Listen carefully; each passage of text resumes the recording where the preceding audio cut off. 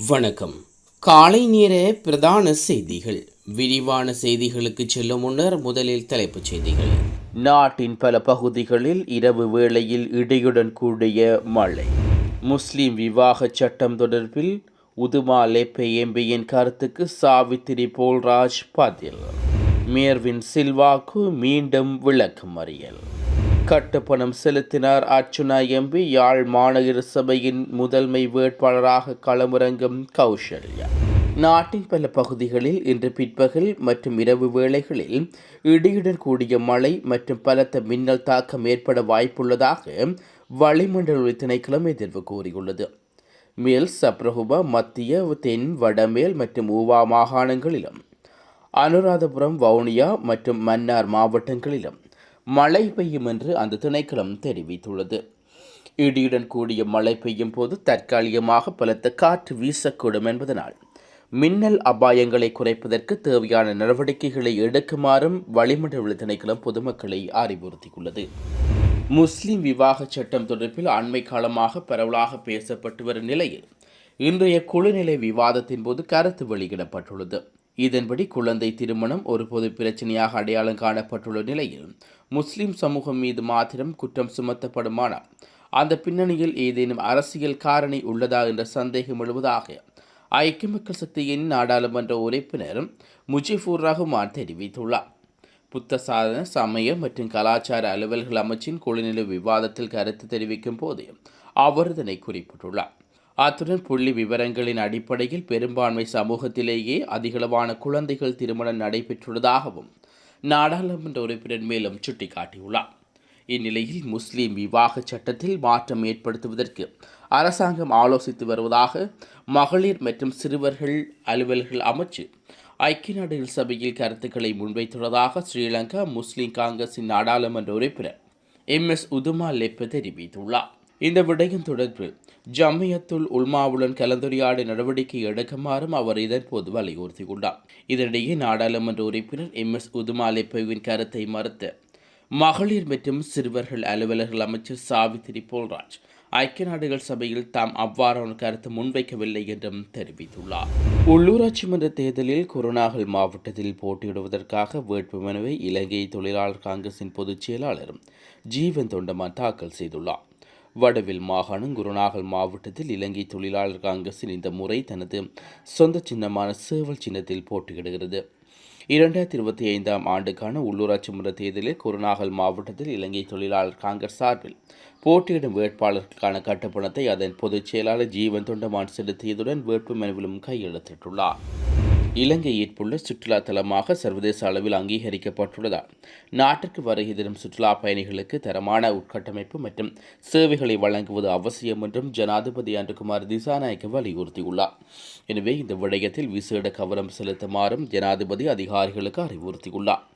சுற்றுலா அமைச்சின் அதிகாரிகளுடன் நேற்று ஜனாதிபதி செயலகத்தில் நடைபெற்ற கலந்துரையாடலின் போது ஜனாதிபதி அன்றுகுமார் திசாநாயக்க இந்த அறிவுறுத்தல்களை வழங்கியுள்ளார். இந்த ஆண்டு பாதீட்டில் சுற்றுலா அமைச்சுக்கு ஒதுக்கப்பட்ட நிதி ஒதுக்கீடுகள் மற்றும் அதன் கீழ் செயற்படுத்தப்படும் திட்டங்கள் குறித்தும் அதிகாரிகள் ஜனாதிபதியின் கவனத்துக்கு கொண்டு வந்துள்ளார்கள். சுற்றுலாத்துறையின் புதிய முன்னெடுப்பாக இந்த ஆண்டு 3 மில்லியன் சுற்றுலா பயணிகளை நாட்டுக்கு அழைத்து வர எதிர்பார்க்கப்படுவதோடு அதற்கு தேவையான உட்கட்டமைப்பு வசதிகளை மேம்படுத்துவதற்கு இந்த ஏற்பாடுகளை பயன்படுத்துவது குறித்தும் இதன்போது பரவலாக ஆராயப்பட்டுள்ளது. உள்ளூராட்சி மன்ற தேர்தல்களில் போட்டியிடுவதற்காக நாடாளுமன்ற உறுப்பினர் ராமநாதன் அர்ச்சுனா கட்டுப்பணம் செலுத்தியுள்ளார். நேற்று பிற்பகல் யாழ்ப்பாணத்தில் உள்ள தேர்தல்கள் அலுவலகத்தில் யாழில் உள்ள 5 உள்ளூராட்சி சபைகளுக்குமான கட்டுப்பணத்தை செலுத்தியதாக ராமநாதன் அர்ச்சுனா தெரிவித்துள்ளார். இதேவேளை யாழ் மாநகர சபையின் முதன்மை வேட்பாளராக சட்டத்தடி கௌசல்யாக நிறுத்தியுள்ளதாகவும் அவர் மேலும் தெரிவித்துள்ளார். நாட்டின் பல பகுதிகளில் இன்று பிற்பகல் வேளையில் மழை அல்லது இடியுடன் கூடிய மழை பெய்யக்கூடும் என வளிமண்டல திணைக்களம் எதிர்வு கூறியுள்ளது.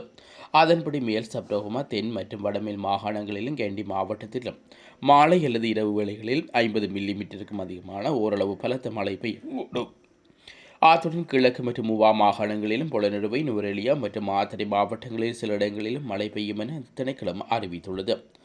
இடியுடன் கூடிய மழை பெய்யும் போது தற்காலிகமாக ஏற்படும் பலத்த காற்று மற்றும் மின்னல் தாக்கங்களால் ஏற்படும் பாதிப்புகளை குறைத்துக் கொள்ள போதுமான முன்னெச்சரிக்கை நடவடிக்கைகளை எடுக்குமாறு பொதுமக்களை கேட்டுக் கொள்ளப்படுகிறார்கள். இதேவேளை மலையகத்தின் பல பகுதிகளில் நேற்று சுமார் 1 மணி நேரம் இடியுடன் கூடிய பலத்த மழை பெய்ததாக எமது செய்தியாளர் ஒருவர் தெரிவித்துள்ளார். இதன்படி ஹட்டர், நோர்த்வுட் மற்றும் பகவந்தலாப பகுதிகளில் கடும் மழை பெய்ததாக எமது செய்தியாளர் குறிப்பிட்டுள்ளார். கடந்த சில மாதங்களாக அந்த பகுதிகளில் நிலவிய மிகவும் வறண்ட காலநிலை காரணமாக குடிநீர் பிரச்சினை காணப்பட்டமையும் குறிப்பிடத்தக்கது. முன்னாள் அமைச்சர் மெல்வின் சில்வாவை மார்ச் 24ஆம் தேதி வரை மீண்டும் விளக்குமறியல் வைக்குமாறு மகர நீதிவான் நீதிமன்றம் உத்தரவு பிறப்பித்துள்ளது.